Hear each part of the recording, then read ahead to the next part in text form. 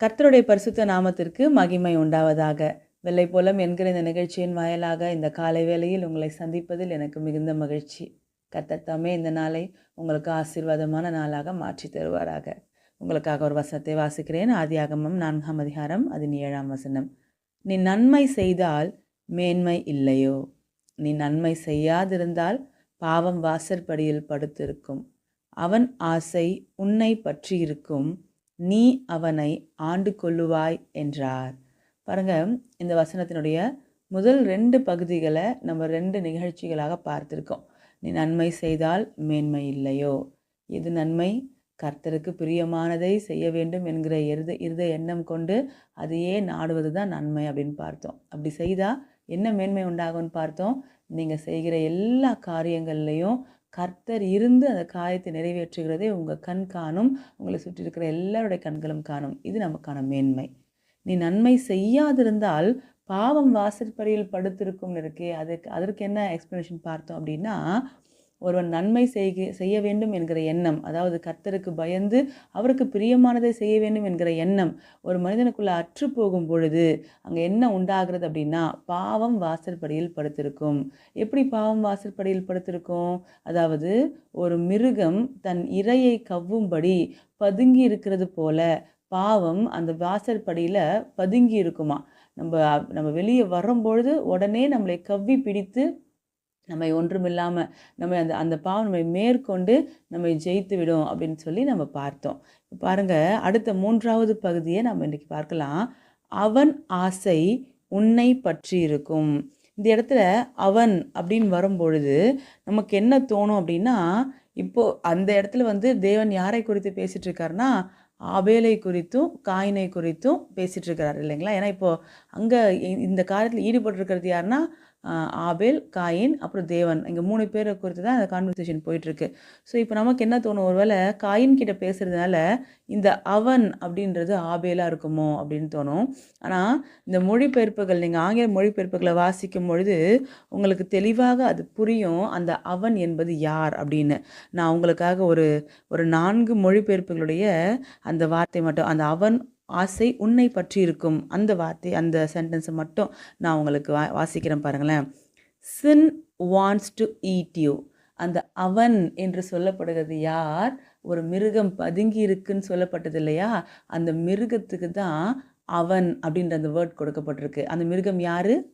பாவம் வாசற்படியில் மிருகத்தை போல பதுங்கி இருந்து உங்களை கவ்வும்படி இருக்குன்னு சொன்னோம் இல்லையா? அந்த பாவத்துக்கு தான் அவன் என்ற பதம் கொடுக்கப்பட்டிருக்கு. இப்போ பாருங்க என்னவா, அப்போது sin wants to eat you. இன்னொரு மொழிபெயர்ப்பு சொல்லுது, it desires to dominate you. எது? அந்த பாவம் உங்களை மேற்கொள்ளும்படி அது வாஞ்சையாக இருக்குமா. It desires to control you. உங்களை கண்ட்ரோல் பண்ணுவதற்கு அது விரும்புமா. யார் desire to sin wants to control you. அதாவது பாவம் செய்ய வேண்டும் என்கிற உணர்வும் விருப்பமும் உங்களுக்குள்ளே வருது பார்த்தீங்களா? அதுவே உங்களை கண்ட்ரோல் பண்ணுமா, உங்களை ஆண்டு கொள்ளும் அப்படின்னு பார்க்குறோம். அப்போ அவன் ஆசை உன்னை பற்றி இருக்கும் அப்படின்னும் பொழுது என்ன, அது பாவம் உங்களை பற்றி இருக்குமா. எப்படியாவது உங்களை பாவம் செய்து வைக்க வச்சிடணும், எப்படியாவது உங்களை கண்ட்ரோல் பண்ணிடணும்னு சொல்லி பாவம் விரும்புமா. எப்பொழுது தேவனுக்கு பயந்து அவருக்கு பிரியமானதை நான் செய்வதை விட்டு விடுவேனோ அப்பொழுது பாவம் என்னுடைய வீட்டு வாசற்படியில் பதுங்கி இருந்து என்னை முற்றிலுமாக கவ்விக்கொள்ளும்படி, அது என் மேலே ஆதிக்கத்தை செலுத்தும்படி வாஞ்சையாய் காத்திருக்குமா. என்னை கண்ட்ரோல் பண்ணுறதுக்காக, எப்படியாகிலும் என்னை பாவம் செய்து வைத்து விட வேண்டும் என்பதற்காகவே அந்த பாவம் வாசற்படியில் வாஞ்சையாய் காத்திருக்குமா. அடுத்த பகுதி என்ன வாசிக்கிறோம்? நீ அவனை ஆண்டு கொள்வாய் அப்படின்னு இருக்கு. இப்போ பாருங்க, அவன் ஆசை உன்னை பற்றி இருக்கும், நீ அவனை ஆண்டு கொள்வாய். அந்த 4ஆவது பகுதி, நீ அவனை ஆண்டு கொள்வாய் அப்படின்னும் பொழுது இந்த இடத்துல அவனைன்னு சொல்வது யாரு தான்? அந்த பாவத்தை தான். நீ அவனை ஆண்டு கொள்வாய், அதாவது கொள்வாய் அப்படின்னு இங்கே சொல்லப்பட்டிருக்கு இல்லைங்களா? ஆனால் ஆங்கில மொழிபெயர்ப்பில் என்ன சொல்லப்படுது அப்படின்னா, நீ அவனை ஆண்டு கொள்ள வேண்டும் அப்படின்ற மாதிரி அது முடியுது. அதாவது என்னன்னா, பாவம் உன்னை மேற்கொள்ளணும்னு சொல்லி நினைக்குது. பாவம் உன்னை மேற்கொண்டு ஜெயிக்கணும், உன்னை பாவம் செய்ய வைத்து விட வேண்டும் என்று சொல்லி உன் வீட்டு வாசற்படியில் பதுங்கி இருக்கு. ஆனால் நீ என்ன பண்ணணும் தெரியுமா? அந்த பாவத்துக்கு இடம் கொடுக்கக்கூடாது. அந்த பாவத்தை ஜெயித்தாகணும். ஏதோ ஒரு சுச்சுவேஷனில் கர்த்தருக்கு பயப்படாமல் அவருக்கு பிரியமானதை செய்யாமல் நீ விட்டுட்ட. இப்போ பாவம் உன்னை மேற்கொள்றதுக்காக வந்திருக்கு. பாவம் பதுங்கி இருக்கு. நான் உனக்கு எச்சரிப்பின் சத்தத்தை கொடுத்துட்டேன். இப்போ நீ என்ன பண்ணியாகணும்? அவனை மேற்கொள்ளணும். அந்த பாவத்தை நீ ஆண்டு கொள்ளணும். அப்படின்னா ஆங்கில மொழிபெயர்ப்புகள் எப்படி இருக்கு பாருங்களேன். But to not let it be your master. அந்த பாவத்தை உன்னை மாஸ்டர் பண்ண விடாது. அது உனக்கு எஜமானா இருக்கக்கூடாது. நீ அதை ஆண்டு கொள்ளணும். அந்த பாவம் உனக்கு கீழே வரணும். அது உன்னை மேற்கொண்டு உனக்கு மேலே ஜெயிக்க நீ அதை விடக்கூடாது அப்படின்னு இருக்கு பாருங்க. இன்னொரு மொழிபெயர்ப்பு, யூ மஸ்ட் கண்ட்ரோல் இட். அதாவது அந்த பாவம் செய்ய வேண்டும் என்கிற உணர்வு நமக்குள்ள தூண்டப்படுகிறது இல்லையா? அந்த உணர்வை நம்ம என்ன பண்ணணுமா? கட்டுப்படுத்தணுமா? யூ மஸ்ட் சப்டியூ இட் அப்படின்னு சொல்லப்பட்டிருக்கு பாருங்களேன். நீ அதற்கு எஜமானாக மாறி அந்த பாவத்தை நீ கட்டுப்படுத்து. அந்த பாவத்தை நீ கட்டுக்குள்ள கொண்டு வா அப்படின்னு சொல்லி தேவன் நமக்கு இங்கே ஆலோசனை சொல்லுகிறதை பார்க்கிறோம். அப்போ காயினுக்கு இங்கே என்ன ஆலோசனை வெளிப்படுகிறது? காயின், எனக்கு பிரியமில்லாததை செய்யும்படி உன் இருதயத்தில் ஏற்பட்ட தீர்மானம் இப்போ பாவம் உன் வாசற்பல்ல வந்து படுத்திருக்கு. உனக்குள்ள எரிச்சலும் பொறாமையும் வந்துருச்சு. இன்னும் கொஞ்ச நேரத்தில் இவைகளுக்கு நீ இடம் கொடுத்தா அந்த பாவம் செய்ய வேண்டும் என்கிறதான உணர்வு உனக்குள்ள மேலோங்கி அது உன்னை ஆண்டு கொண்டு விடும். ஆனால் நீ என்ன பண்ணக்கூடாது தெரியுமா? அந்த பாவத்துக்கு இடம் கொடுக்காத. நான் இப்போவே உனக்கு எச்சரிப்பின் சத்தத்தை கொடுக்குறேன். நீ அந்த பாவ உணர்வை ஆண்டுக்கொள் அப்படின்னு சொல்லி கர்த்தர் எவ்வளோ அழகாக காயினுக்கு சொல்லி கொடுத்துருக்கிறார் பாருங்களேன். இப்படி சொல்லி கொடுத்து கூட காயின் என்ன பண்ணுகிறார்னா அதை அசட்டை பண்ணி அவர் மேற்கொண்டு ஆபேலோட பேசி ஆபேலை கொலை செய்கிறதை வந்து நீங்கள் பார்க்க முடியும். அப்போது பாருங்களேன், நம்மளுடைய வாழ்க்கையில் கூட ஒரு விஷயத்தை வந்து நம்ம ரொம்ப ஜாக்கிரதையாக கவனிக்கணும். என்ன அப்படின்னா, இப்போது உங்கள் வாழ்க்கையில் கற்பனை பண்ணுங்களேன், வீட்டுக்கு வெளியே ஒரு சிங்கம், ஏதோ ஒரு மிருகம், பட்சிக்கிற ஒரு மிருகம் நம்ம வீட்டுக்கு வெளியே நம்மை கவ்வும்படி பதுங்கி இருக்கு அப்படின்றத நீங்கள் கண்டுபிடிச்சிங்கன்னா நீங்களும் நானும் என்ன செய்யணும்? என்ன செய்வோம்? ஒன்று, மேற்கொண்டு வீட்டுக்கு வெளியே போகாமல் அந்த சிங்கமோ அந்த மிருகமோ கடந்து போகும் வரைக்கும் வெயிட் பண்ணுவோம். கரெக்டுங்களா? அப்போ நம்ம வாழ்க்கையில் கூட அந்த மிருகம் கடந்து போகும் வரைக்கும் மேற்கொண்டு ப்ரொசீட் பண்ணாமல் அப்படியே இருக்கிற இடத்துல வெயிட் பண்ணணும். எப்படி அந்த மிருகம் கடந்து போகும்? யார் வந்து அதை துரத்த போகிறாங்க? நம்ம தான் துரத்த போகிறோம். எப்படி துரத்த போகிறோம்? வீட்டுக்குள்ளேருந்து துரத்த போகிறோம். எப்படி? அந்த மிருகம் எப்படி வந்து வாசற்படியில் உக்காந்துச்சு? கர்த்தருக்கு பிரியமானதை செய்ய வேண்டும் என்கிற எண்ணம் அற்று போன போது மிருகம் வந்து வீட்டு வாசற்படியில் உக்காந்துச்சு.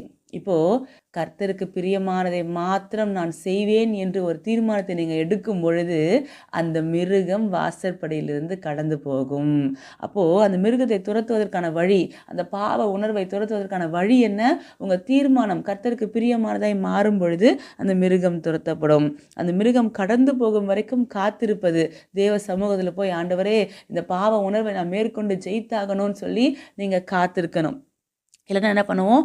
வேறு வழியை தெரிந்தெடுப்போம். இல்லைனா வந்து அந்த மிருகத்தை கொலை செய்துவிட்டு அதன் பின்பு நம்ம கடந்து போவோம். பாருங்கள், அந்த மிருகத்தை கொல்லாமல், அந்த மிருகத்தை அப்புறப்படுத்தாமல், அந்த மிருகம் அங்கேயே இருக்கட்டும், அது கண்ணில் மண்ணை தூவிட்டு நான் எஸ்கேப் ஆயிடுவேன் அப்படின்னு நீங்கள் சொல்லவே முடியாது. நீங்கள் கதவை திறந்து வெளியே போனதும் அந்த மிருகம் உங்களை கவ்விக்கொள்ளும். அப்படின்னா இந்த மிருகத்தை அழிக்காமல், அதை மேற்கொள்ளாமல், அதை துரத்தாமல் நம்ம மேற்கொண்டு ப்ரொசீட் பண்ணக்கூடாது. அப்போது உங்கள் வாழ்க்கையில் பாவம் செய்ய வேண்டும் என்கிற எண்ணம் எந்தெந்த எல்லைகளில் உண்டாகுது பாருங்களேன். இந்த ஒரு காரியம் எப்போ பார்த்தாலும் இந்த பாவத்தை செய்யணுன்ற உணர்வு எனக்குள்ளே அதிகமாக வந்துகிட்டே இருக்குது. நான் அப்படியே அதை அல்ல தட்டிட்டு அதெல்லாம் வேண்டாம் வேண்டாம்னு சொல்லிட்டு நான் ப்ரொசீட் பண்ணிகிட்டே இருக்கேன் அப்படி நீங்கள் சொல்கிறீங்களா? அப்போ கொஞ்சம் உக்காந்து கர்த்தருக்கு பிரியமில்லாத காரியத்தை எங்கே செஞ்சோன்னு யோசித்து பாருங்கள். அப்போ உங்களுக்கு புரியும், எங்கேயோ தவறுனதுனால தான் இந்த மிருகம் உங்களை வந்து அப்படி மேற்கொள்ள ஆயத்தமாக நின்று கொண்டிருக்கிறது அப்படின்னு சொல்லி. உடனே தேவ சமூகத்துக்கு போய் ஒரு தீர்மானம், ஆண்டவரே உங்களுக்கு பிரியமில்லாமல் நான் செய்த காரியங்கள் உண்மை, நான் அதை ஒத்துக்கொள்கிறேன், இனி உங்களுக்கு பிரியமானதை செய்ய நான் தீர்மானம் பண்ணுகிறேன்னு ஒரு தீர்மானத்தை எடுத்தது உறுதியாக இருங்க. அந்த மிருகம் கடந்து போகும். பாவம் செய்ய வேண்டும் என்கிற அந்த உணர்வு கடந்து போகும். அப்போ நீங்கள் ஈஸியாக அந்த பாவத்தை ஜெயித்து கொள்ளலாம். நீ அவனை ஆண்டு கொள்வாயின்னு இருக்கே, நீ அவனை ஆண்டு கொள்ள வேண்டும்னு சொல்லப்பட்டிருக்கே, அந்த கட்டளை நீங்கள் நிறைவேற்ற முடியும். ஓகே, தவறுறோம், நம்ம மனிதர்கள் இல்லையா, எப்பயுமே தவறுறோம். ஆனாலும் கூட நம்ம தவறினாலும் கூட நம்ம அதை ஆண்டு கொள்ளணும், நம்ம அதை மாஸ்டர் பண்ணிடணும். ஓகே, சுதாரிச்சிக்கணும், தப்பு நடந்துருச்சு, இனிமேல் கர்த்தருக்கு பிரியம் இல்லாமல் நம்ம எதையும் செஞ்சிடக்கூடாது அப்படின்னு சுதாரிச்சுக்கிட்டு நம்ம என்ன பண்ணணும்? அந்த பாவ உணர்வை துரத்தி விட வேண்டும். துரத்தி விடாத பட்சத்தில் கண்டிப்பாக அந்த உணர்வுக்கு சிக்கிக்கொண்டு பாவம் செய்து செய்து தேவ பிரசன்னத்தையும் மகிமையும் இழந்து போகிறவர்களாக மாறிவிடுவோம். பாருங்க, ஒரே ஒரு சின்ன எக்ஸாம்பிள் உங்களுக்கு காட்டி நான் முடிக்க விரும்புகிறேன். நீங்கள் 2 சாமுவேல் 11ஆம் அதிகாரத்தினுடைய 2ஆம் வசனத்தை உங்களுக்காக வாசிக்கிறேன் பாருங்க. ஒரு நாள் சாயங்காலத்தில் தாவீது தன் படுக்கையிலிருந்து எழுந்து அரண்மனை உப்பரிக்கையின் மேல் உலாத்தி கொண்டிருக்கும் போது ஸ்நானம் பண்ணுகிற ஒரு ஸ்திரீயை உப்பரிக்கையின் மேலிருந்து கண்டான். அந்த ஸ்திரீ பார்வைக்கு வெகு சௌந்தரியவதியாயிருந்தாள். பாருங்க, தாவீதை குறித்து இங்கே வாசிக்கிறோம். தாவீது யுத்தத்திற்கு போயிருக்க வேண்டிய நபர், ஆனால் அவர் யுத்தத்துக்கு போகலை. ஏஜ்னால தான் அவர் போகலை, வயசு அதிகமாகுதுன்ற மாதிரி அவரை வந்து அங்கேயே விட்டுட்டு போகிறாங்க. அவரும் அங்கேயே இருக்கிறார் அரண்மனையிலேயே. அவரை ஏறி உலாத்தி கொண்டிருக்கும் பொழுது ஒரு ஸ்திரீ ஸ்நானம் பண்ணுகிறதை அவர் பார்த்தாராம். இப்போது அரண்மனை வந்து ரொம்ப ஹைட்டாக இருக்கும், மற்ற வீடுகள்லாம் சின்னதாக இருக்கிறதுனால ஒரு ஸ்திரீ ஸ்நானம் பண்ணுகிறா அப்படின்றது வந்து தாவீதின் கண்கள் ஒருவேளை பார்ப்பது என்பது இயல்பாய் நடக்கக்கூடிய ஒரு காரியம்தான். அதெல்லாம் அது கூட கண்ணில் படவே கூடாதுன்னா எப்படி அப்படின்னு நீங்கள் கேட்கலாம். ஃபஸ்ட் டைம் அந்த ஸ்திரீ ஸ்நானம் பண்ணுகிறது தாவீதின் கண்களுக்கு பட்டது தவறே கிடையாது. ஆனால் அந்த ஸ்திரீ ஸ்நானம் பண்ணுகிறத செகண்ட் சைட் கொடுத்து அதை பார்க்கும்படி தாவீது திரும்பினார் பார்த்தீங்களா, அதுதான் தப்பு. அதாவது பாவம் நம்மளை வந்து மேற்கொள்ளுவதற்கு ஃபஸ்ட்டு ஒரு லூப் எடுக்கும். அந்த லூப்புக்கு நம்ம இடம் கொடுத்து அதை செகண்ட் டைம் திரும்பி பார்த்தோன்னா தான் அது தப்பு. இப்போது நம்ம கூட பாருங்களேன், ரோட்டில் போகும்போது சில தேவையில்லாத படங்கள்லாம் ஒட்டி வச்சுருப்பாங்க. அதெல்லாம் பார்க்கும்பொழுது ஒரு மாதிரி அசிங்கமாக இருக்கும். நம்ம அதை வந்து ஐயோ இது என் கண்ணில் பட்டுடுச்சே, நான் பாவம் செஞ்சுட்டேன் நீங்கள் குற்ற உணர்வோடு இருக்க வேண்டிய அவசியம் இல்லை. அது ஒன் டைம் படும்போது அப்படின்ட்டு நீங்கள் ஒதுங்கி போகிறது தப்பு கிடையாது. ஆனால் அது என்ன அப்படின்னு சொல்லி செகண்ட் சைட் நீங்கள் அதுக்கு கொடுத்தீங்கன்னா அப்பொழுது தான் அது பாவமாக மாறுகிறது. அதாவது மார்ட்டின் லூதர் இப்படியாய் சொன்னதாக நான் கேள்விப்பட்டிருக்கிறேன். அது என்னென்னா, குருவி வந்து உங்கள் தலைக்கு மேலே சுற்றுறதை உங்களால் தடுக்கவே முடியாது, ஆனால் அது உங்கள் தலை மேலே உட்காந்து கூடு கட்டுறதை உங்களால் தடுக்க முடியும் அப்படின்னு சொல்லி. இந்த பாவ உணர்வுகளும் பாவ சிந்தனைகளும் ஒரு மனிதனுடைய எண்ணங்களுக்குள்ளே வந்து போயிட்டே இருக்கும் பாருங்களேன். தவறு செய்ய வேண்டும் என்கிற எண்ணங்கள், இச்சையை தூண்டக்கூடிய காரியங்கள், இதெல்லாம் வந்து போயிட்டே இருக்கும். அப்போது இவைகள் சடனாக வந்துருச்சுன்னா என் இருதயத்துக்குள்ள இதெல்லாம் வந்தே இருக்கக்கூடாதே அப்படின்னு சொல்லி குற்ற உணர்வுக்குள்ளே போகக்கூடாது. ஆனால் இந்த மாதிரியான எண்ணங்கள் வரும்பொழுது இது என்ன எண்ணம் அப்படின்னு சொல்லி அந்த எண்ணத்தை நீங்கள் ஆராய்ச்சி செய்ய ஆரம்பித்து அதற்குள்ளே நீங்கள் நுழைவீர்களானா பாவத்தில் விழுந்து விடுவீங்க. பாருங்கள், இங்கே தாவீது அந்த பெண் குளிப்பதை சடனாக ஒரு சைட் பார்த்ததுனால எங்கே தப்பும் இல்லை. ஆனால் அதை குறித்து உடனே தாவீதுக்கு என்ன இப்படி அசிங்கமாகி போச்சு அப்படின்னு இறங்கி கீழே ஓடி இருந்தார்னா அவர் நல்லவர். ஆனால் அந்த இடத்துல அவருக்கு ஒரு செகண்ட் சைட் கொடுக்கணும்னு தோணி மறுபடியும் அந்த பெண் குளிப்பதை பார்த்தார். அதன் பின்பு அந்த பார்வை அவருக்கு எப்படி இருந்ததுன்னு வேதம் சொல்லுது பாருங்களேன். அந்த ஸ்திரீ பார்வைக்கு வெகு சௌந்தரியவதியாக இருந்தாலாம். இந்த இடத்துல பார்வைக்குன்னு ஒரு வார்த்தை இருக்குது பார்த்தீங்களா, அந்த வார்த்தை முதல் பயன்படுத்தப்பட்ட இடம் எங்கே தெரியுங்களா? ஆதியாகமம் 2ஆம் அதிகாரத்தினுடைய 9ஆம் வசனம். என்ன? அந்த பழம் பார்வைக்கு, பார்ப்பதற்கு இச்சிக்கப்படத்தக்கது அப்படின்னு சொல்லப்பட்டிருக்கே. அந்த இடத்துல பயன்படுத்தப்பட்ட அதே வார்த்தை தான் இங்கே தாவீதின் கண்கள் இச்சையோடு பத்சேபாவை பார்க்கும் பொழுதும் பயன்படுத்தப்பட்டதை நீங்கள் பார்க்க முடியும். அப்போது எவ்வளோ பெரிய பாவத்திற்குள்ளே தாவீது போக அது செகண்ட் சைட் கொடுக்கும் பொழுது அந்த பாவம் தாவீதுக்குள்ளே வந்தது நீங்கள் பார்க்க முடியும். பாருங்கள், அதாவது தாவீது அந்த செகண்ட் சைட் கொடுக்குறாரு. அப்போ என்ன ஆயிடுச்சு அப்படின்னா, கர்த்தருக்கு பிரியமானதை செய்ய வேண்டும் என்கிற எண்ணம், தேவனுக்கு பயப்படுகிற பயம் தாவீதை விட்டு அற்று போயிடுச்சு, தாவீதிலிருந்து விலகிருச்சு. இந்த பயம் விலகுனதும் என்ன நடக்குது பாருங்க, பாவம் பதுங்கி இருந்துச்சு பார்த்தீங்களா, இப்போ அது என்ன பண்ணுது, தாவீதை ஆண்டு கொள்றதுக்காக தாவீது கிட்ட நெருங்குது.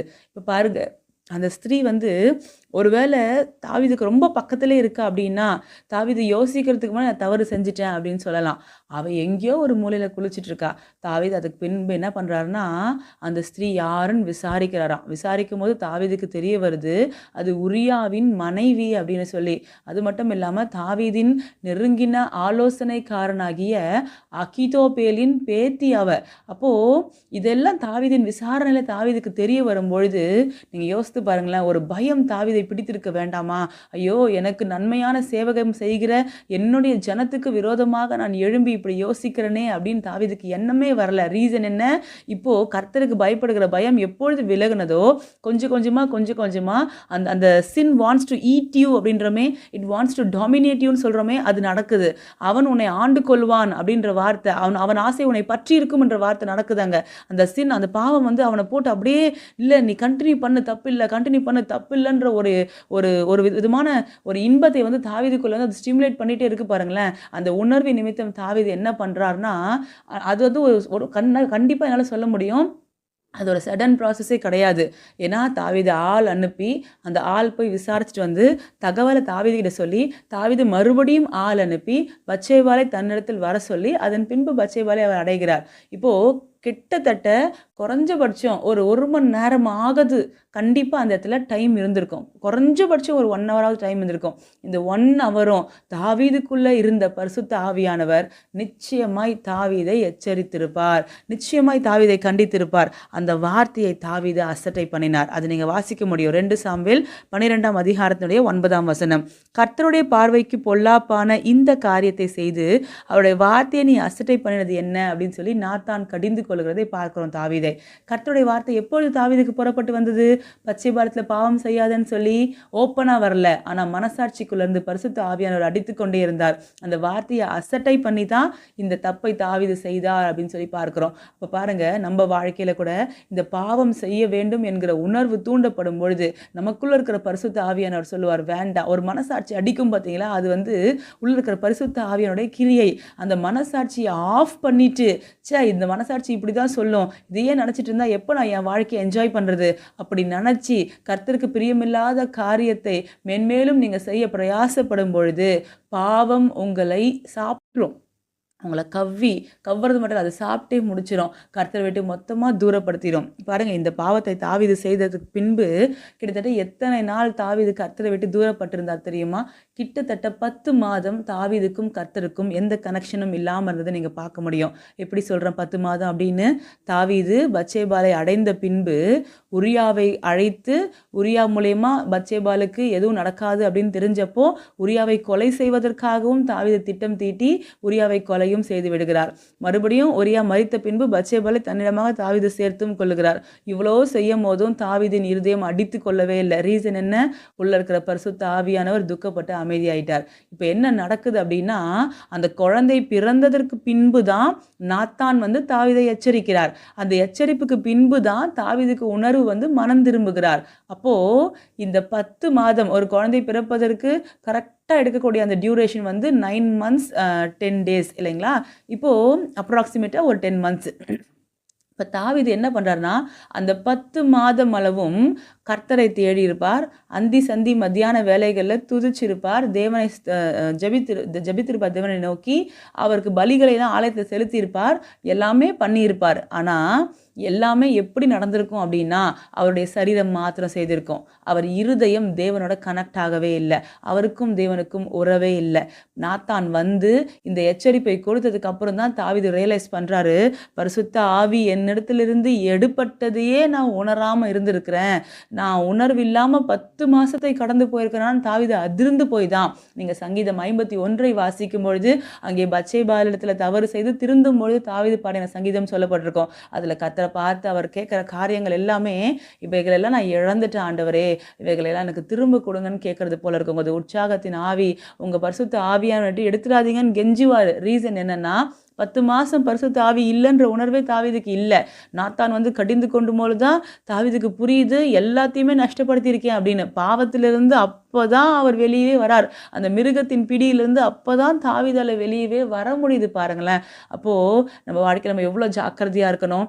ஸ்டார்டிங்லேயே சரி பண்ணிட்டோம்னா, கர்த்தருக்கு பிரியம் இல்லாத எதுவுமே எனக்கு வேண்டான்ற தீர்மானம் நமக்கு இருந்து கொண்டே இருந்துச்சு அப்படின்னா, இந்த பாவத்தை ஈஸியாக ஜெயிச்சிடலாம். கொஞ்சம் அதுக்கு செகண்ட் சைட் கொடுத்துட்டோம் அப்படின்னா, பாவம் நம்மை மேற்கொண்டு விடும். அந்த பாவம் நம்மை மேற்கொண்ட பின்பு நம்மால் அதை ஜெயிக்கிறது ரொம்ப கடினமாய் மாறிடும். பாருங்கள், அப்போது நம்ம எவ்வளோ ஜாக்கிரதையாக இந்த ஆவிக்குரிய வாழ்க்கையை வாழ வேண்டியது அவசியமாக இருக்கிறது அப்படின்னு சொல்லி நான் திரும்பவும் சொல்கிறேன். ஃபஸ்ட்டு சைட் நீங்கள் பார்க்கும்போது உங்கள் கண்கள் ஒரு பாவமான காரியம் பட்டுடுச்சா, ஓகே. அது அது அப்படிதான் படும். நம்ம இருக்கிற உலகம் அந்த மாரி. ஆனா அதுக்கு செகண்ட் சைட் கொடுக்காதீங்க. அதற்குள்ள இருதயத்தில தியானம் கொடுக்காதீங்க. அது எப்படி? இது எப்படி? அப்படி யோசிக்காதீங்க. அப்படி ஸ்டார்ட் பண்ணீங்க அப்படின்னா, நம்ம பாவத்தில போய் கண்டிப்பா முடிவோம். அப்போ நம்ம இந்த வார்த்தைகளை கேட்டு, இதன்படி ஜாக்கிரதையா ஒரு ஆவிக்குரிய வாழ்க்கை வாழ தெரிந்து கொள்வோம். நாம் ஜெபிக்கலாம். பரலோக தகப்பனே, ராஜா உம்மை ஸ்தோத்திரிக்கிறோம். உமக்கு நன்றி செலுத்துகிறோம். நீங்க சொன்ன இந்த நல்ல ஆலோசனைகளுக்காக நன்றிப்பா. ஆண்டவரே, இந்த பாவத்தை நாங்கள் மேற்கொண்டு ஜெயித்து உமக்கு பிரியமான பிள்ளைகளாய் எப்பொழுதும் வாழ, உமக்கு பிரியமானதையே சிந்திக்க எங்களுக்கு உதவி செய்யுங்க. இயேசு கிறிஸ்துவின் நாமத்தில் ஜெபிக்கிறோம் பிதாவே. ஆமேன். Thank you. God bless you.